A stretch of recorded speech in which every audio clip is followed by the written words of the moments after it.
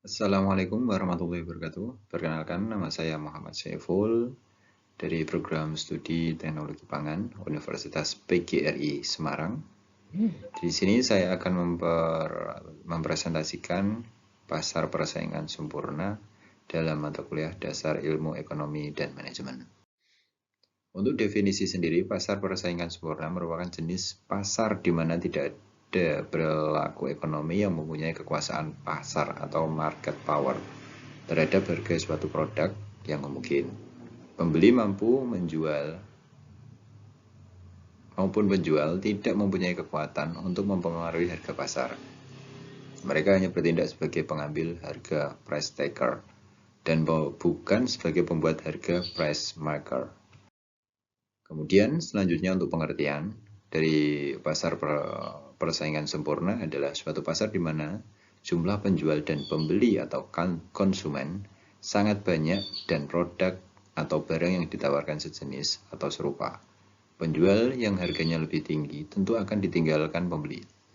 Hal inilah yang mendorong penjual untuk mengikuti harga yang berlaku di pasar atau price taker.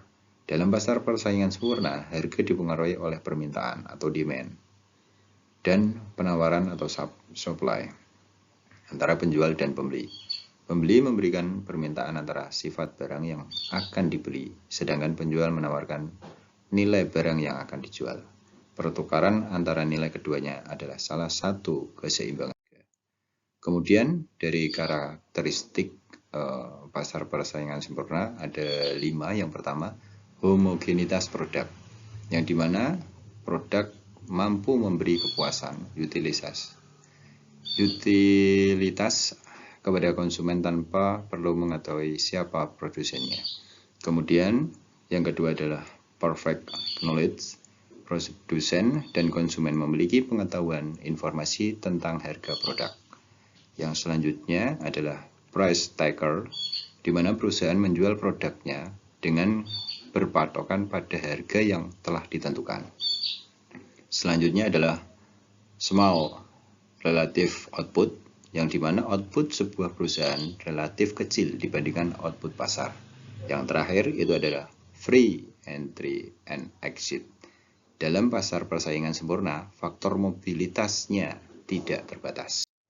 Kemudian dari kurva pasar persaingan sempurna bisa kita lihat di slide ya, ada industri dan perusahaan, yang dimana dari keterangan gambarnya pada kurva A atau industri menunjukkan tingkat harga dalam pasar.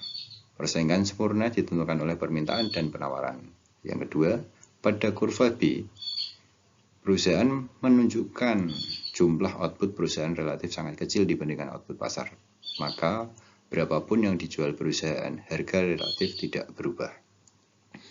Yang ketiga, karena perusahaan individual bertindak sebagai price taker, maka kurva permintaan yang dihadapi oleh perusahaan berupa garis horizontal sebesar P. Kemudian yang keempat, kurva permintaan atau D sama dengan kurva penerimaan rata-rata atau AR, sama dengan kurva penerimaan marginal atau MR, dan sama dengan harga P. Yang kelima, kurva penerimaan total berbentuk garis lurus dengan sudut kemiringan positif bergerak mulai dari titik nol. Bisa kita lihat seperti gambar grafik di samping kiri. Selanjutnya, di mana ada kelebihan pasar persaingan sempurna yang ada 2. Yang pertama adalah efisiensi produktif. Setiap tingkat produksi, biaya yang dikeluarkan adalah yang paling minimum untuk menghasilkan suatu tingkat produksi berbagai gabungan faktor-faktor produksi. Yang paling efisien adalah gabungan yang mengeluarkan biaya paling sedikit. Kemudian yang kedua adalah efisiensi alokatif, di mana setiap barang sama dengan biaya marginal untuk memproduksi barang tersebut.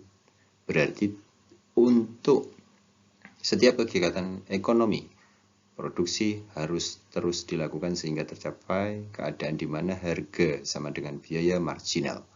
Dengan cara ini, produksi berbagai macam barang dalam perekonomian akan memaksimumkan kesejahteraan di masyarakat. Nah, Untuk kekurangan dari pasar persaingan sempurna ada 5. Yang pertama adalah persaingan sempurna tidak mendorong inovasi. Karena apa? Teknologi dapat dicontoh dengan mudahnya oleh perusahaan lain, sehingga tidak ada insentif bagi perusahaan untuk mengembangkan teknologi dan teknik memproduksi barang baru. Yang kedua, persaingan sempurna ada kalanya menimbulkan biaya sosial, yang dimana ditinjau dari sudut pandang perusahaan, penggunaan sumber daya mungkin sangat efisien. Namun ditinjau dari sudut kepentingan masyarakat, ada kalanya merugikan. Karena apa? Adanya pencemaran dan sebagaimana. Yang ketiga, membatasi pilihan konsumen. Karena barang yang dihasilkan perusahaan adalah sama. Konsumen mempunyai pilihan yang terbatas untuk menentukan barang yang akan dikonsumsinya. Yang keempat, biaya dalam pasar persaingan sempurna mungkin lebih tinggi. Ini dikarenakan perusahaan-perusahaan di struktur pasar lainnya mungkin dapat mengurangi biaya produksi sebagai akibat menikmati skala ekonomi, perkembangan teknologi, dan inovasi. Yang terakhir, distribusi pendapatan tidak selalu rata, di mana pola permintaan akan menentukan bentuk pengalokasian sumber daya akan lebih banyak digunakan untuk kepentingan golongan yang kaya. Nah, untuk kesimpulannya ada 4, yaitu yang pertama, persaingan sempurna adalah suatu pasar di mana jumlah penjual dan pembeli atau konsumen sangat banyak dan produk atau barang yang ditawarkan sejenis atau serupa. Dalam pasar persaingan sempurna, jumlah perusahaan sangat banyak dan kemampuan setiap perusahaan dianggap sedemikian kecilnya sehingga tidak mempengaruhi pasar.